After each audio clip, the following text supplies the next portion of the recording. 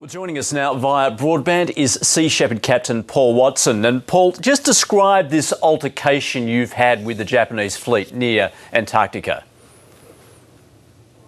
We've had numerous skirmishes with the harpoon vessels, and that involves trying to shut them down so they don't tail us so we can close in on the Nishan Maru.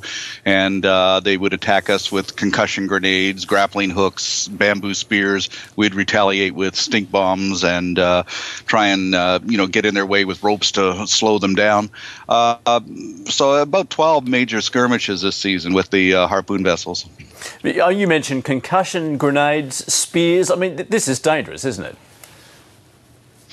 It is very dangerous. We take precaution to ensure that nobody's injured, haven't injured anybody, and we've only had a few slight injuries this year from people who were hit with the grappling hooks, and a couple of people were hit with objects that the Japanese whalers threw at them. Well, I gather this particular altercation you had was it the night before last with the factory ship. They trained their spotlights on the bridge of your ship, and then you tried to retaliate with lasers. Is that right? Yeah, they tried to blind us with their spotlights, and we retaliated with the small lasers. It's interesting. They were trying to foul our props, which is fine. I mean, we tried to do that to them, too. But I like the way they described that. They weren't prop fouling. They were called warning lines, and we tried to sabotage them. So, but anyway, once we found the Nishan Maru, they decided to pack it in and head home. So you are claiming victory. You're saying that that they've actually managed to hunt about a third of their quota. Is that right? Yes, we kept them running almost for the whole 3 months, and they kept 2 of their 3 harpoon vessels occupied almost continuously. And it's not as good as last year, where they only took 17%. But the problem this year is that we lost our scout vessel very early, and that was a very essential vessel for our fleet. And also, we had to contend with the fact that the Japanese allocated $30 million from the Tsunami Earthquake Relief Fund for security. Obviously, their security didn't work that well.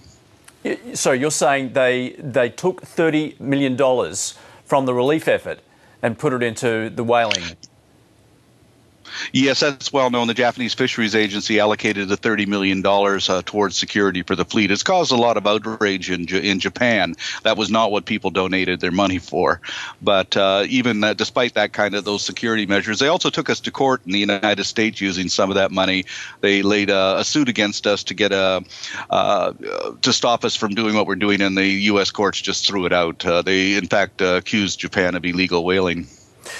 Paul Watson, what is it going to take to stop whaling, particularly in the Southern Ocean, altogether?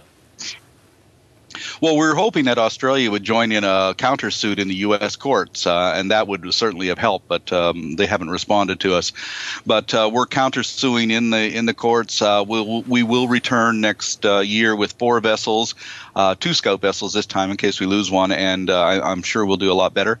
And as long as they continue to come down to the Southern Ocean Whale Sanctuary, we will be there to protect the sanctuary, because I don't know what it is about the word sanctuary, whale sanctuary, that the Japanese don't understand.